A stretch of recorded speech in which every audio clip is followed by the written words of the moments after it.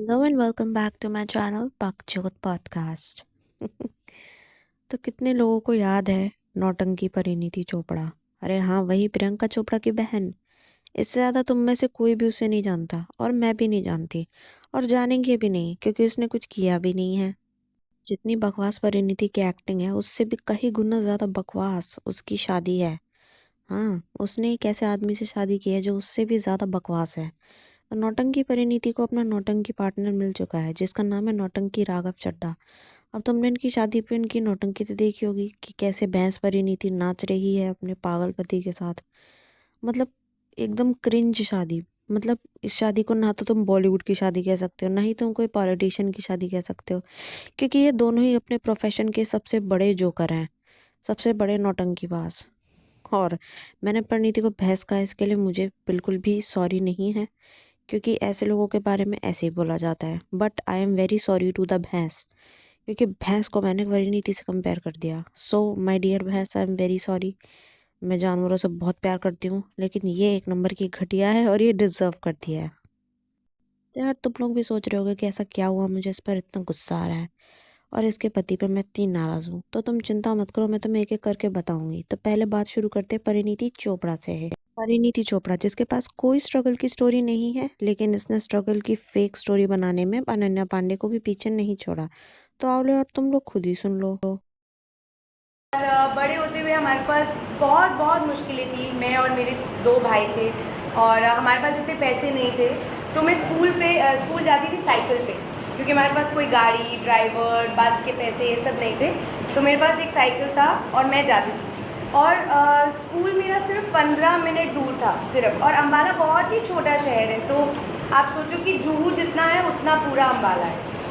And मेरे dad को इतना डर लगता था सुबह 7, 6, 7 बजे कि वो मेरे पीछे पीछे थोड़ी दूरी पे खुद अपनी साइकिल पे आते थे, जस्ट टू सी कि कोई लड़का छेड़े या ना छेड़े, क्योंकि मैं स्कूल की स्कर्ट पहन के जाती थी।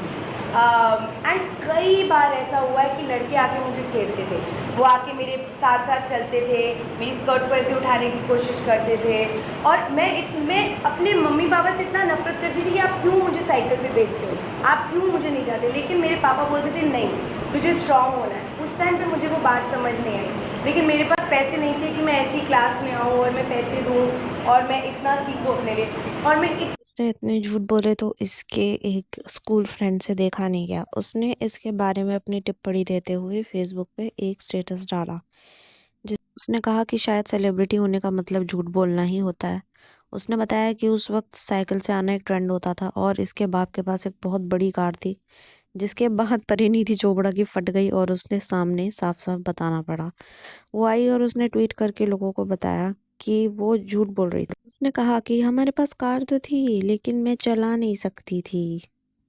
इसी इंटरव्यू में इसने ये बोला कि लड़के इसकी स्कर्ट उठाने की कोशिश किया करते थे। अब तुम इसके बाप का इंटरव्यू सुनना कि इसका बाप क्या बोल रहा है। हम लोग उनको मतलब डगरीज डालते थे, ओवरऑल जैसे बॉयज़ डालते हैं। ज़्यादा से ज़्यादा समय उनका जो बाल छोटे छोटे रहते थे, बिल्कुल टॉम बॉय बिहेवियर था। एंड कई बार ऐसा हुआ है कि लड़के आके मुझे छेड़ते थे, वो आके मेरे साथ साथ चलते थे। भाई मुझे लगता है इसको और इसके बाप को ना आपस में डिसाइड कर लेना चाहिए कि ये झूठ बोलती है, क्योंकि बाद में एम्बैरेस हो जाती है। इसे बोलना चाहिए अपने पापा को कि पापा प्लीज़, मैंने ये वाला झूठ बोलने वाली हूँ, तो प्लीज़ आप मेरे खिलाफ मत बोलना, कुछ मेरे जैसा ही बोलना, ताकि मैं पकड़ी ना जाऊँ और मुझे बाद में सॉरी ना बोलना पड़े। ये जिसके पास घूमने के लिए पैसे नहीं थे स्कूल में बस में जाने के लिए, पर इसके पास अफ्रीका में घूमने के लिए बहुत पैसे थे, जो अफ्रीका में जाती थी ये घूमने के लिए। तुम खुद सुनो। या Parineeti likes Jaguar, she love this car, that's why we bought this. तो जो अफ्रीकन लेडीज थी वो पूछ रही थी, मार्केट में हम लोग घूम रहे हैं, तो उन्होंने मतलब हमसे पूछा कि what is his name. She never used to look like a girl. तो तुमने देख ही लिया कि जैसे इसके बाप ने बताया कि ये डुंगरी पहनती थी और टॉम बॉय की तरह रहती थी। टॉम बॉय वाली लड़की कभी स्कर्ट नहीं पहनती, स्कूल में भी नहीं पहनती भाई। स्कूल में भी ये लोग पैंट्स पहन कर आते हैं और अलाउड होता है पैंट्स पहनना लड़कियों का। लड़कियों को मना नहीं कर सकते अगर वो ये बोले कि हमें पैंट्स पहनने हैं तो। पर कोई लड़की पहनती नहीं क्योंकि उन्हें अच्छा नहीं लगता, तो ये ज़रूर पैंट्स पहनती थी क्योंकि भाई ये टॉम बॉय थी। ऑब्वियस सी बात है, डुंगरी पहनती थी। इसका बाप बता रहा है डुंगरी पहनती थी। डुंगरी होती है एक लंबी सी भाई एक पैंट्स टाइप की। हाँ, ये होती है डुंगरी। तो फिर भाई इसमें कहाँ से स्कर्ट उठा देगा कोई इसकी। मतलब कुछ भी बोल रहे हैं सिंपैथी के लिए, मतलब आउट ऑफ कॉन्टेक्स्ट बातें कर रही है, पागल है एकदम, झूठी कहीं की। और भाई तुम्हें तो इसका सिंगिंग कॉन्सर्ट याद ही होगा हाँ, वही सिंगिंग कॉन्सर्ट जैसे सुन के लोगों की मौत हो गई, मर गए लोग, स्टैम्पीड से नहीं, इसके घटिया गाने से।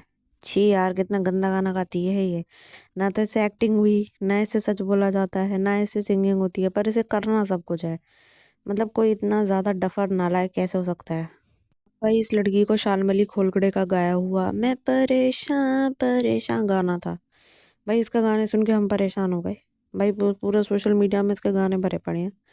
और कौन है इसकी पीआर एजेंसी जो इतना काम कर रही है इस गधी को प्रमोट करने के लिए। भाई इसका तो ना करियर चला, पतले होने के बाद भी कोई नहीं पूछ रहा है इसे। चलो उसके बारे में तो बहुत बात हो गई। अब तुम्हें बताया जाता है इसके पति के बारे में कि इसका पति इससे भी बड़ा झंडू बाम है, इतना बड़ा हल्का हरामखोर है कि उसको तो राज्यसभा में कैसे बिहेव करा जाता है उसकी भी तमीज नहीं है। उसके लिए भी इसको बताया जा रहा है। देखो ये वीडियो देखो। भाई ये अभी तक ना स्कूल में ही पढ़ रहा है, ये मेंटली अभी भी 14 साल का ही है। तुम लोग ना इसका ये वाला वीडियो देखो जिसमें ये बता रहा है। बेवफा बेवफा बेवफा निकली है तू। अब आगे झूठा आपको बता प्यार झूठा प्यार झूठा प्यार कीता है तू। मुझे बताओ ये मैं गाने तो बहुत कब- सुनता था एम्पलीफायर बेवफा दीज वर माय मुझे फेवरेट बताओ सॉन्ग। बेवफा पे आपने कभी ऐसे रोया है फुल हार्ट ब्रेक के बाद? आपका कभी दिल टूटा है? मैंने तोड़े हैं। ओहो नहीं तोड़े हैं। I am joking. हाँ भाई तू अभी भी जाके ना बेवफा निकली तू ये सुन और एम्पलीफायर ही गा। तेरे जैसे लड़के यही कर सकते हैं। तुझे नेता बनाया किसने?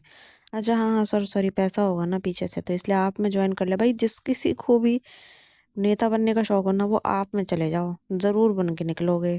बहन चुत पागल इंसान।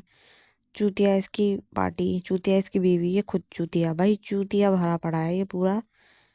बहन चुत, क्या मैं कहूँ इस बंदे के बारे में, मुझे समझ में नहीं आ रहा। भाई इतना गुस्सा आ रहा है ना इसकी बातें सुन के। चूतिया कहीं का भैंचोद, इसको तो जेल में डाल दो उठा करके। भाई इतने गंदे गंदे एक्शन कर रहा था राज्यसभा में, ऑनरेबल स्पीकर को बोलना पड़ा कि भाई लर्न कर ले कुछ मैनर्स, तमीज सीख ले। हाँ छपड़ी पब्लिक स्कूल में तू पढ़ा होगा, घटिया खानदान से होगा, लेकिन राज्यसभा में ये सब हरकतें नहीं चलती जो तू कर रहा है। चूतिया कहीं का, साला हलकट हरामी। तुम लोग देख लो इनका आईक्यू कितना मैच करता है। इतने दोनों गधे हैं तभी दोनों एक दूसरे के साथ शादी करके रह रहे हैं और रहेंगे ही, क्योंकि एक जैसे ही हैं। तो मेरी प्रियंका चोपड़ा से रिक्वेस्ट है कि भाई वो परिणीति चोपड़ा को थप्पड़ मारे या उसकी गांड फाड़ दे, लेकिन उसे थोड़ी अकल सिखाए कि भाई मेरे जैसे मत बन। मैं तो गा भी सकती हूँ और मैं एक्टिंग भी कर सकती हूँ, मैं मिस वर्ल्ड हूँ, मेरी जैसी एक्टिंग मत कर। तो परिणीति चोपड़ा किसी लायक नहीं है और उसका पति तो बिल्कुल भी किसी लायक नहीं है। दोनों ही नालायक हैं, गधे हैं, बेवकूफ हैं। जिसे मेरी गुजारिश है कि वो गाना गाना छोड़ दे और राघव नेतागिरी करना छोड़ दे। तुम दोनों ही अपने कामों में बहुत बुरे हो, जनता तुम्हें कभी माफ नहीं करेगी। Go to hell both of you, God. तो ठीक है गाइस, आज का वीडियो मैं यही समाप्त कर रही हूँ। प्लीज़ लाइक कर दीजिए, शेयर कर दीजिए, सब्सक्राइब कर लीजिए। मैं और आऊँगी फिर से एक नए पॉडकास्ट के साथ। तब तक के लिए bye, take care, I love you.